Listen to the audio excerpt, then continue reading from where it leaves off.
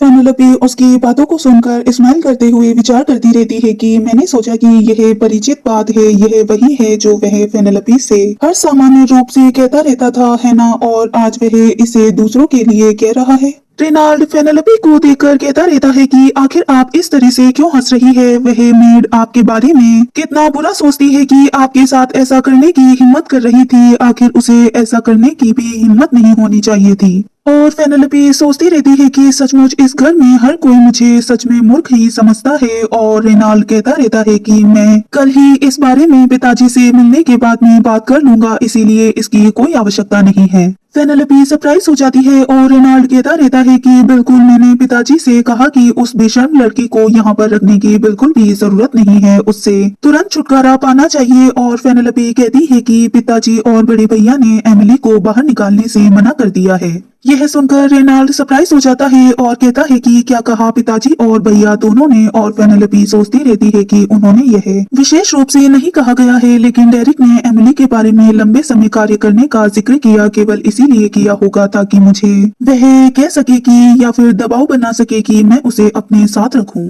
और ऐसा भी नहीं है कि मैं झूठ बोल रही हूँ। अगर वे पूछे तो मैं बस यही कह सकती हूँ कि मैंने सोचा था कि उनका यही मतलब था। और रेनाल्ड कहता है कि तो क्या इसीलिए आपने उसे बाहर निकालने की बजाय उसे फिर से अपनी पर्सनल मेड के रूप में रखने का फैसला किया? और फेनेलोपी कहती है कि हाँ, यही सही है। रेनाल्ड चिल्लाते हुए कहता रहता है कि क्या सच में आप एक मूर्ख हैं? आखिर आपने ऐसा करने का भी मन कैसे बना लिया? और फेनेलोपी कहती है कि आखिर इससे वैसे भी क्या बदलने वाला है और परिवर्तन होने वाला है? और रेनाल्ड कहता है कि इससे आपका क्या मतलब है कि इससे क्या बदलने वाला है? क्या आप फिर से लंबे समय तक बुरा खाना खाकर और किसी अन्य चीज का कारण बनाकर मरने जा रही हैं? और फेनेलोपी कहती है कि क्या आप निश्चित रूप से यह बात कह सकते हैं कि कोई नई मेड मेरे लिए काम करेगी तो वह मेरे साथ ऐसा नहीं करेगी? रेनाल्ड यह सुनकर सरप्राइज हो जाता है और फेनेलोपी उसे देखकर सोचती रहती है कि शांत रहें, मैं यह कहकर उनका विरोध नहीं कर सकती। यह व्यवहार उसके रवैये के कारण है, इससे रेनाल्ड के अपने परिवार के प्रति गर्व को ठेस पहुंचेगी।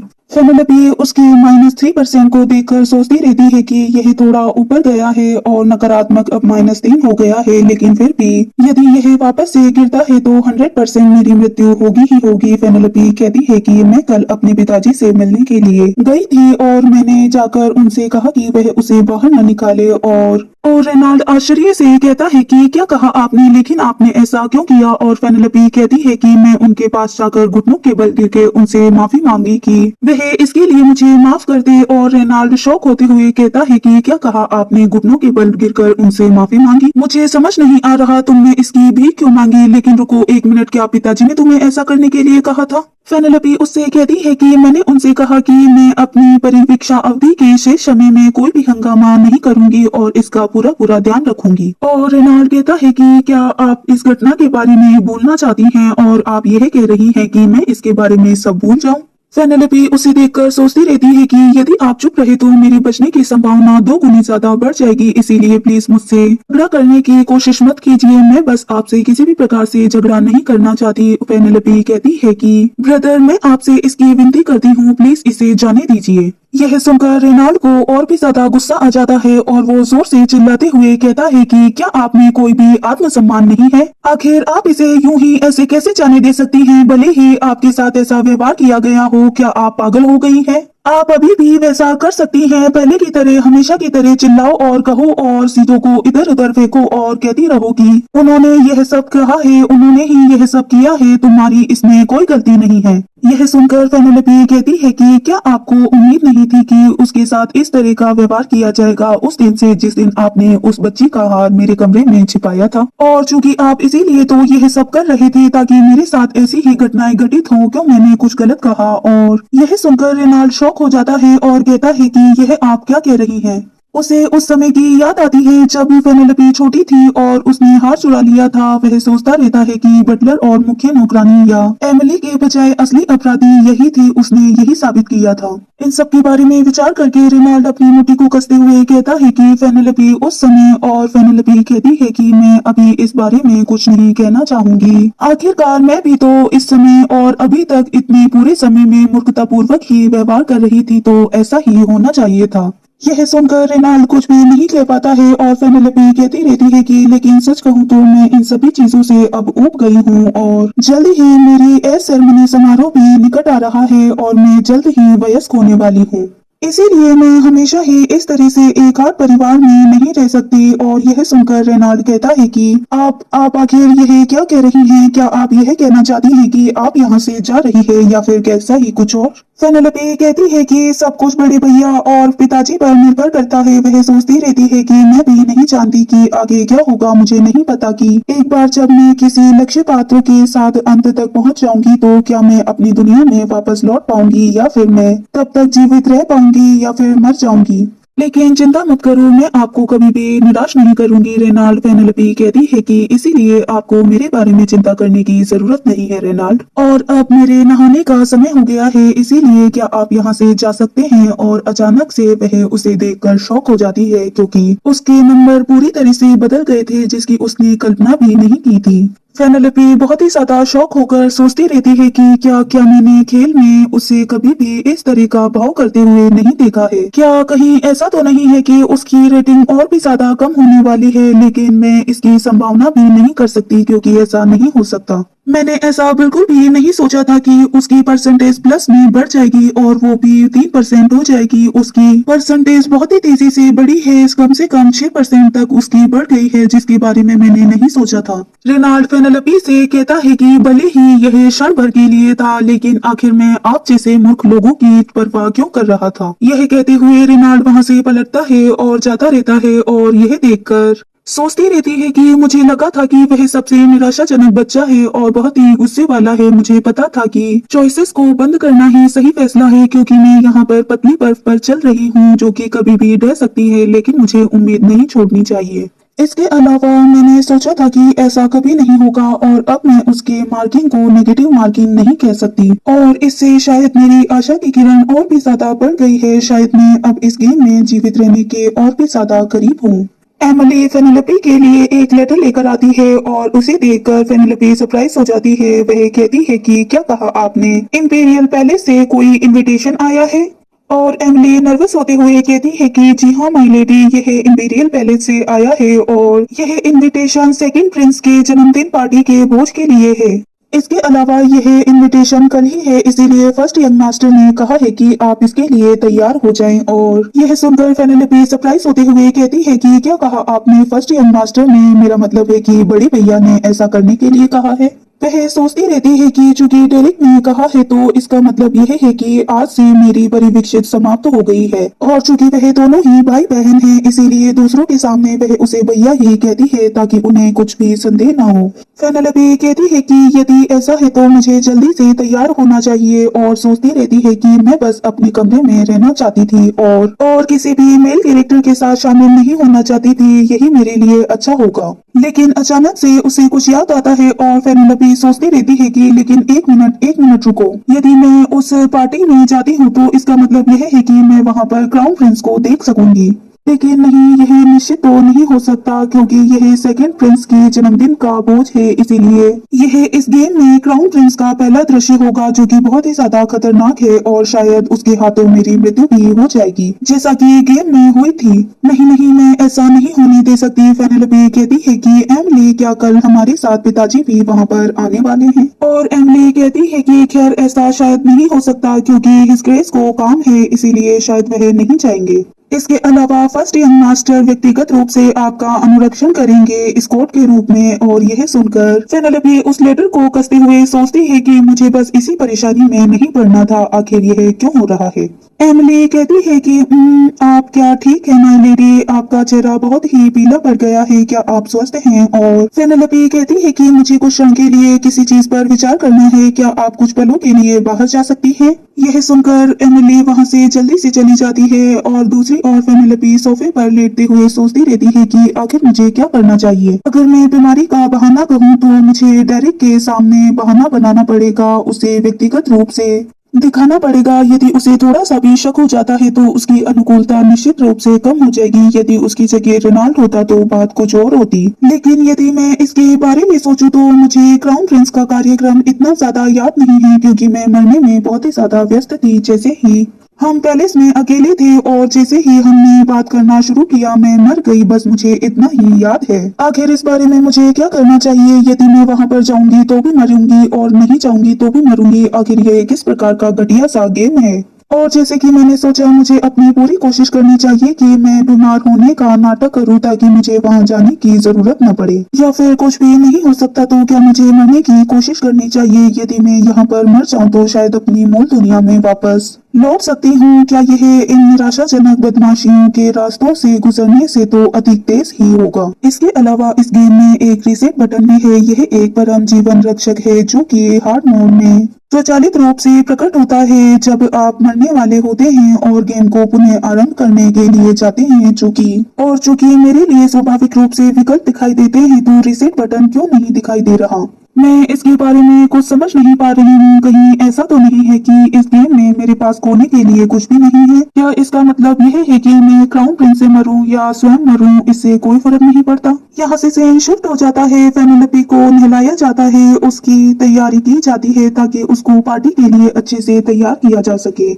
एमिली और बाकी सब फेनेलोपी को अलग अलग ड्रेसेस दिखाते हुए कहते हैं कि माय लेडी ये वाली ड्रेस कैसी है, ये वाली ड्रेस कैसी है, आपको क्या ये वाली पसंद आई? और माय लेडी आपके झुमकों को तो देखिए, क्या इस पर यह सूट करेंगे? क्या आपको यह जच रहे हैं? इस ड्रेस के लिए यह बिल्कुल परफेक्ट है। वह फेनेलोपी के बालों को संवारती रहती है और कहती रहती है कि हमें उनकी हाफ पोनीटेल बनानी चाहिए, इस तरह से यह बेहतर होगी। हाँ, मुझे इसे मेकअप को इसके अनुसार ही ढालना चाहिए, क्या आपको नहीं लगता? और यह सब सुनकर फेनेलोपी सोचती रहती है कि क्या ये सचमुच वही नौकरानियां हैं जिन्होंने फेनेलोपी को नजरअंदाज किया था? फेनेलोपी सोचती रहती है कि वह मुझसे अधिक उत्साहित है। मैंने हाल ही में अपना प्रभुत्व स्थापित किया है, लेकिन वह निश्चित रूप से तेजी से किसी का भी पक्ष चुन लेती है। खैर, मुझे लगता है कि इस तरह के चेहरे के साथ तैयार होना बहुत ही मजेदार होगा। फेनेलोपी उन्हें ऑर्डर देते हुए कहती है कि मैं चाहती हूँ कि आप मेरे लिए एक गहरे रंग की पोशाक लेकर आएं जिसकी गर्दन ढकी हुई हो। सहायक वस्तुओं का उपयोग न्यूनतम रूप में रखिए और किसी भी वस्तु पर अधिक जोर मत डालिए। यह सब सुनकर सभी मेड सरप्राइज हो जाती है।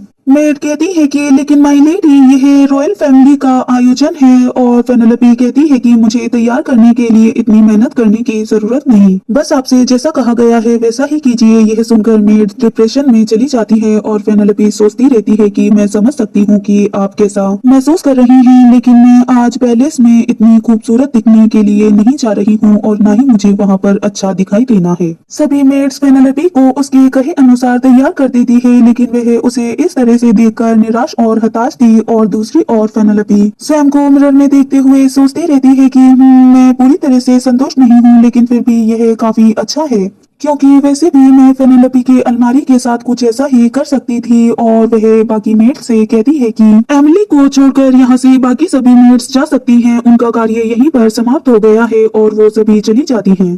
फेनेलोपी अपने हाथों के निशान को देखकर कहती रहती है कि एमिली क्या आप इस पोशाक से मिलते जुलते ग्लव्स लाकर दे सकती हैं? और एमिली कहती है कि माय लेडी क्या आप सच में ग्लव्स पहनना चाहती हैं? और फेनेलोपी कहती है कि हाँ बिल्कुल।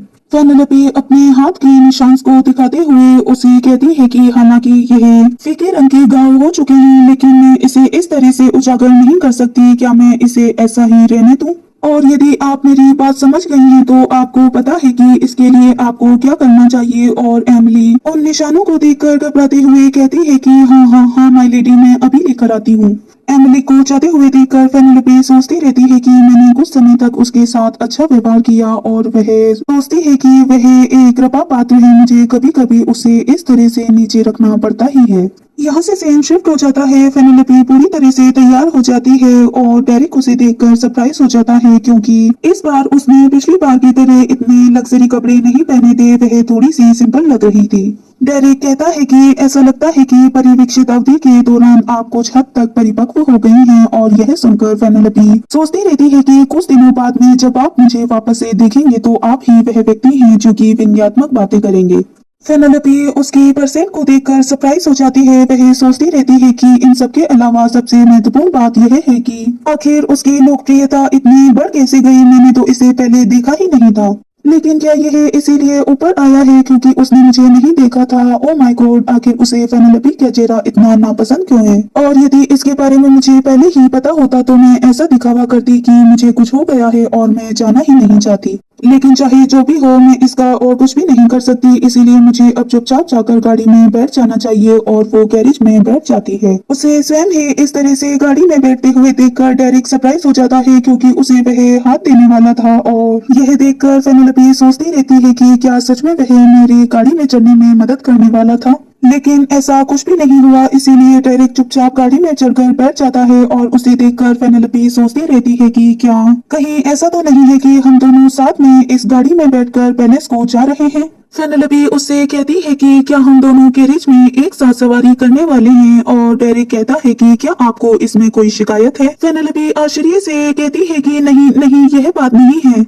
फेनेलोपी सोचती रहती है कि आखिर यह क्या हो रहा है, मुझे कुछ समझ नहीं आ रहा, क्योंकि जब मैं खेल खेल रही थी तो ऐसा कुछ भी नहीं हुआ था। डेरिक कहता रहता है कि यदि आपको इस चीज से नफरत है तो आप अलग गाड़ी में सवारी कर सकती हैं। फेनेलोपी कहती है कि मुझे इससे कोई नफरत नहीं है और न ही मुझे इससे कोई परेशानी है। मैं तो बस इस बारे में खुश हूँ कि आप भी मेरे साथ वहाँ तक जा रहे हैं। यह सुनकर डेरिक अपना चेहरा दूसरी ओर घुमा लेता है। और यह देखकर फेनेलोपी सोचती है कि यदि उसे ऐसा ही करना था तो आखिर वह इस गाड़ी में ट्रेवल क्यों कर रहा है। फेनेलोपी उसे देखकर विचार करती रहती है कि ठीक है, एक बार एक साथ गाड़ी में सवारी करने से कुछ भी नहीं होने वाला है और न ही कुछ भी बदलने वाला है। लेकिन आखिर यह सब मुझे थोड़ा अजीब सा क्यों लग रहा है। इस तरह से शांत रहना बहुत ही ज्यादा कष्टदायक है। आखिरकार वह इंपीरियल पैलेस पहुंच जाते हैं। और यह देखकर फेनेलोपी सोचती रहती है कि आखिरकार हम आ ही गए। अंततः मैं इस मृत्यु की गाड़ी से उतर ही सकती हूँ। आपका बहुत बहुत शुक्रिया भगवान की आपने इस दुनिया में उच्च गति के मैजिकल यंत्रों को बनाया।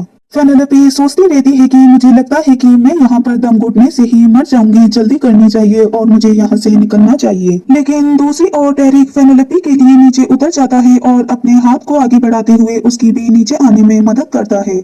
यह देखकर फेनेलोपी सरप्राइज हो जाती है और सोचती रहती है कि क्या वह मुझे ले जा रहा है। जरा सोचिए, अब हम इस तरह से साथ में आगे जाने वाले हैं। और डेरिक उसे देखकर कहता है कि आखिर आप क्या कर रही हैं, आपको नीचे नहीं आना। फेनेलोपी यह सब देखकर बहुत ही ज्यादा सरप्राइज थी, क्योंकि उसने नहीं सोचा था कि डेरिक कभी भी ऐसा करेगा। और वो उसके हाथ को पकड़ते हुए नीचे आ जाती है और कहती है कि इसके लिए आपका बहुत बहुत शुक्रिया।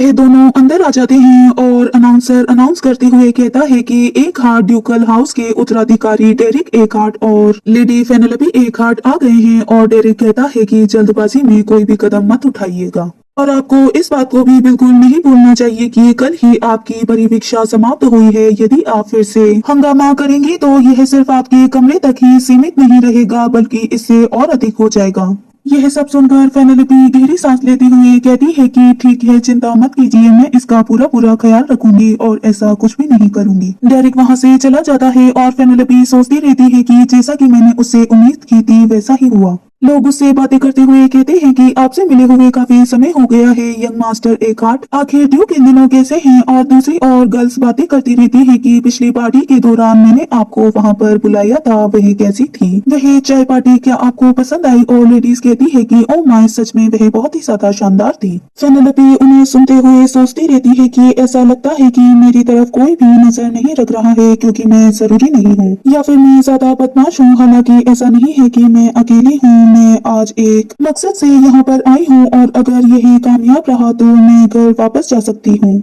और उसके आसपास के लोग बातें करते रहते हैं कि वह आज बहुत ही ज्यादा शांत दिखाई दे रही है, शांत रहो, उसके पास भी मत जाना। मुझे लगता है कि यदि उसके पास जाएंगे तो वह वापस से हंगामा खड़ा कर देगी या फिर किसी को काट लेगी। फेनेलोपी सोचती रहती है कि आखिर वह श्रापित प्रिंस कब आएगा। मैं यह सब बकवास और नहीं सुनना चाहती। और अचानक से अनाउंसर अनाउंस करता है हिज मैजेस्टी एम्प्रेस और सेकंड प्रिंस आ चुके हैं। सभी उनके आते ही झुक जाते हैं और वह आगे बढ़ते रहते हैं। उन्हें देखकर फेनेलोपी सोचती रहती है कि तो आखिरकार इंतजार खत्म हुआ ही सही, एम्प्रेस और सेकंड प्रिंस यहाँ पर आ चुके हैं। लोग कहते रहते हैं कि उनके चमकते सुनहरे बालों को तो देखो, वह बहुत ही ज्यादा अद्भुत है, वह इंपीरियल फैमिली का प्रतीक है। फेनेलोपी उनकी सीट्स को देखकर सोचती रहती है कि क्या एम्परर और सेकंड प्रिंस कैलिस्टो का भी स्थान नहीं है यहाँ पर। जो व्यक्ति औपचारिक अवसरों पर सिंहासन ग्रहण करता है वह एम्परर के स्थान पर जो खाली स्थान दिखाई दे रहा है हमेशा क्राउन प्रिंस का होता है, लेकिन यहाँ पर अलग ही दिखाई दे रहा है। लेकिन मुझे समझ नहीं आ रहा कि एम्प्रेस के बगल में आखिर सेकंड प्रिंस क्यों बैठे हुए हैं, क्योंकि वह स्थान हमेशा क्राउन प्रिंस या हिज मैजेस्टी का होता है। और सेकंड प्रिंस कहते हैं कि सभी अपने सिर को ऊंचा कीजिए और खड़े हो जाइए। आपके व्यस्त कार्यक्रम के होने के बावजूद भी मेरे जन्मदिन भोज में शामिल होने के लिए आपका शुक्रिया। यह कोई बड़ी बात नहीं है, लेकिन मुझे आशा है कि हर कोई आनंद पूर्वक समय बिता रहा होगा। तो फिर आइए और इस भोज की शुरुआत करें।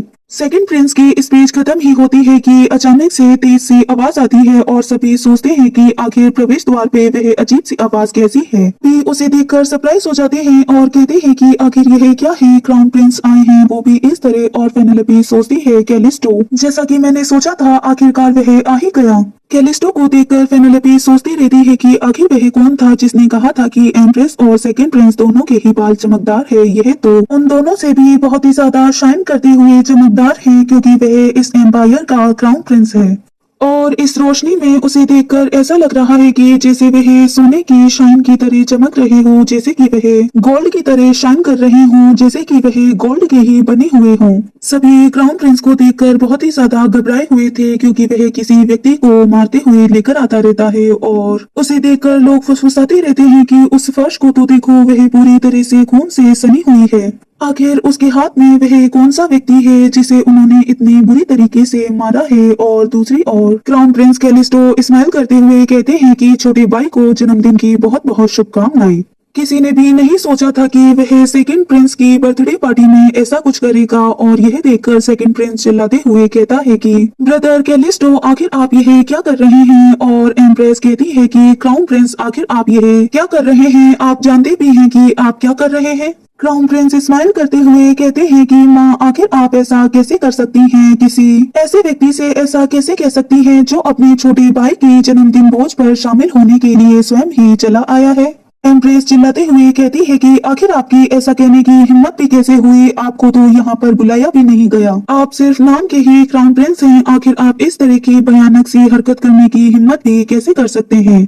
कैलिस्टो कहता रहता है कि आपका क्या मतलब है, मुझे आमंत्रित नहीं किया गया, क्या यह इसीलिए है क्योंकि आपने मुझे आमंत्रित किया था। आखिर आप ऐसे कैसा कर सकती हैं, आप सभी राजनीतिक मामलों को छोड़कर यहाँ पर भागकर चली आई हैं। और जिस नौकर के हाथों आपने निमंत्रण पत्र भेजा था वह थोड़ा अनुभवी था, इसीलिए ऐसा हुआ। उसने मुझे निमंत्रण पत्र देने से इनकार कर दिया और अन्य काम करने की कोशिश करता रहा, इसीलिए मैंने उसे थोड़ा सा दंडित किया है। यह सुनकर एम्प्रेस और भी ज्यादा शॉक हो जाती है और कैलिस्टो कहता रहता है कि छोटी भाई, आपको और भी उपयोगी नौकर को चुनना चाहिए था। वह व्यक्ति अभी भी जीवित था और वह एक असैसन था जिसने उसे मारने के लिए भेजा था। और कैलिस्टो अपनी तलवार से उस पर वार करते हुए कहता है कि तो आपको यह अच्छा लगा ना। और वह व्यक्ति जोर से चिल्लाता है। यह सब देखकर पेनेलोपी सोचती रहती है कि आखिर इस दुनिया में यह सब क्या चल रहा है। और सेकंड प्रिंस उसे देखकर बहुत ही ज्यादा डरा हुआ था। कैलिस्टो कहता रहता है कि यदि आपको इस प्रकार के उपहार पसंद है तो आपको इन्हें अच्छे से चुनना चाहिए, और जब कभी भी आप इन्हें इस तरह से भेजना चाहेंगे तो इनका मेरे पास हमेशा ही स्वागत है। यह कहते हुए कैलिस्टो वहां से पलटता है और चला जाता है। और यह सब देखकर सभी शॉक हो जाते हैं। सभी कहते रहते हैं, ओ माय गॉड, यह कितना डरावना था, कितना भयानक था। और पेनेलोपी सोचती रहती है कि क्या मेरे सुई के निशान शायद खेल में थे, लेकिन यह दृश्य निश्चित रूप से वहां पर नहीं था, मैंने ऐसा नहीं देखा था। क्योंकि गेम में सिर्फ लिखा हुआ था कि कैलिस्टो, जिसके संबंध सेकंड प्रिंस के साथ अच्छे नहीं हैं, वह छोटे से हंगामे के बाद में बुरे मूड के साथ वहां से चला जाता है। लेकिन मुझे नहीं लगता कि यह सिर्फ छोटा सा हंगामा है, क्योंकि इसे देखकर तो जैसे मेरे पैरों तले से जमीन ही खिसक गई हो।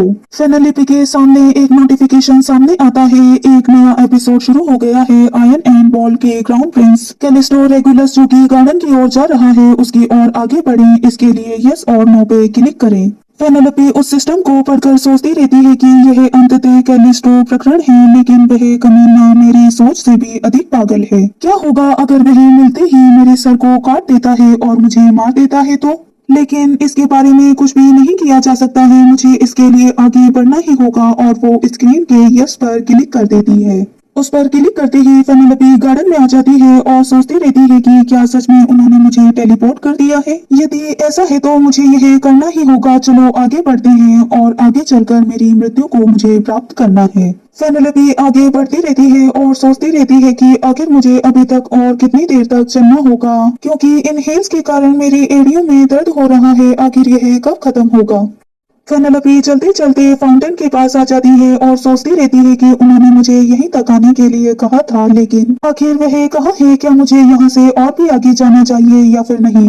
फेनेलोपी इधर उधर देखती ही रहती है कि अचानक से कोई उसकी गर्दन पर तलवार रख देता है और कहता है कि मैं इस बारे में सोच ही रहा था कि आखिर कौन सा चूहा इधर उधर घूम रहा है और शायद मेरा पीछा भी कर रहा है। वह व्यक्ति और कोई नहीं, क्राउन प्रिंस कैलिस्टो ही थे, जिसे की फेनेलोपी ढूंढ रही थी। और कैलिस्टो आगे आते हुए कहता है कि ओहो, मुझे देखने तो दो, मुझे मिलने के लिए कौन आया है? क्या आप वही हैं, एक हाथ परिवार की पागल विच? कैलिस्टो के पॉइंट फेनेलोपी को साफ साफ दिखाई दे रहे थे, वह 0% थे। और कैलिस्टो कहता रहता है कि आपने वॉच हॉल में जो कुछ भी हुआ उसे देखने के बाद भी आखिर मेरा पीछा करने के बारे में भी कैसे सोचा? फेनेलोपी घबराई हुई होती है और कुछ भी नहीं कह पाती है। कैलिस्टो कहता रहता है कि आप सचमुच ही मरना चाहती हैं, है ना? तो अब फिर बताओ मुझे, आखिर तुम मेरा पीछा क्यों कर रही थी, छोटी चुहिया? उसकी तलवार की धार से फेनेलोपी के गले की ड्रेस फट जाती है और वह सोचती रहती है कि अगर मैं ऐसा ही करती रही तो जल्द ही क्राउन प्रिंस के हाथों से मारी जाऊंगी। लेकिन आखिर रीसेट बटन कहाँ है? आखिर वह दिखाई क्यों नहीं दे रहा? इसके अलावा मुझे इस बात की परवाह नहीं है कि मैं मरने जा रही हूँ, लेकिन मुझे जानना होगा कि आखिर रीसेट बटन कहाँ पर है। आखिर मुझे वह दिखाई क्यों नहीं दे रहा है? अब तक तो उसे मेरे सामने आ जाना चाहिए था। आखिर यह क्या हो रहा है?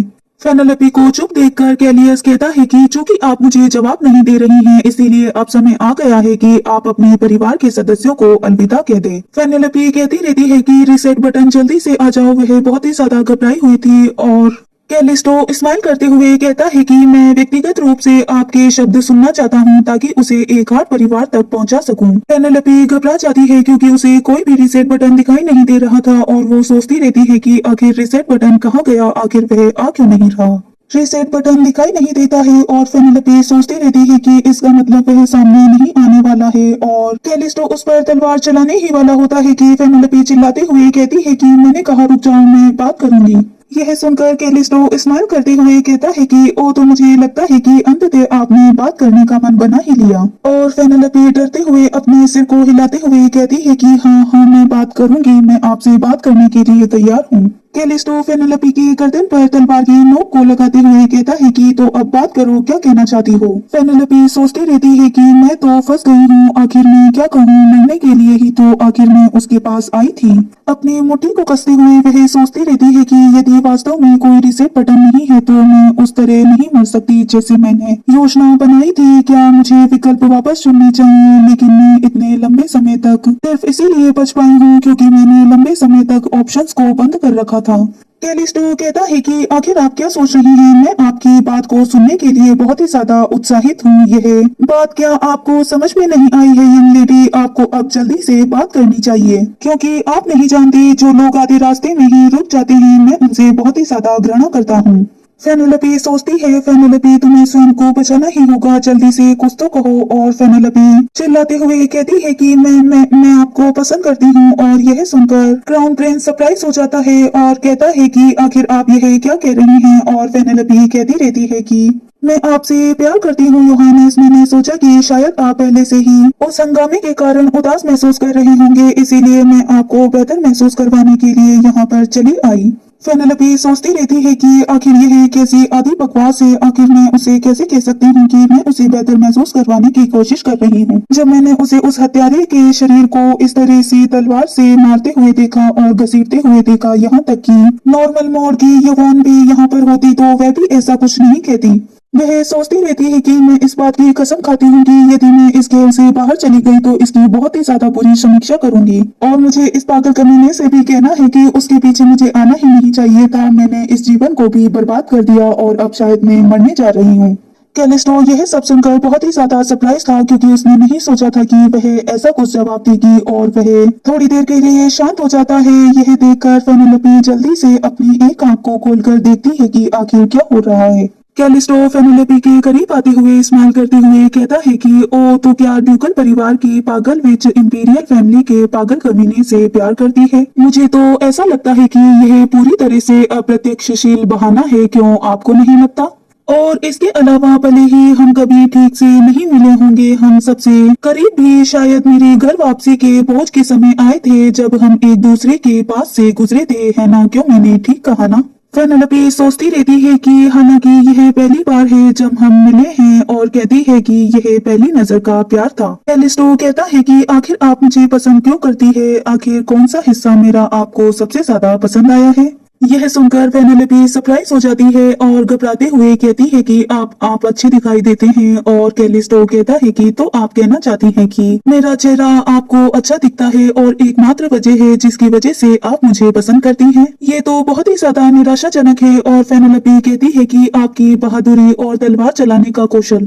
और फेनेलोपी की बातों को सुनकर कैलिस्टो कहता रहता है कि सच कहूँ तो यह सब बातें बहुत ही ज्यादा घिसी पिटी हैं। और क्या आपको इसके अलावा कुछ और ज्ञात नहीं है, क्या आपके पास कोई नई बात नहीं है बताने के लिए। फेनेलोपी के पास कहने को और कुछ नहीं था, वह बहुत ही ज्यादा घबराई हुई थी। और कैलिस्टो उसकी गर्दन से तलवार हटा लेता है और फेनेलोपी से कहता है कि ठीक है, मैं भले ही आपकी बातों से संतुष्ट नहीं हूँ, लेकिन मैं इस बार आपको जाने दे रहा हूँ। और यह सुनकर फेनेलोपी सरप्राइज हो जाती है। और कैलिस्टो कहता रहता है कि लेकिन अगली बार जब हम मिलेंगे तो बेहतर होगा कि आप विचार करके इसके लिए कोई जवाब सोच के रखें, कैसे और क्यों आखिर आप मुझे पसंद करती हैं। मैं इसका जवाब सुनने के लिए अगली बार तैयार रहूंगा।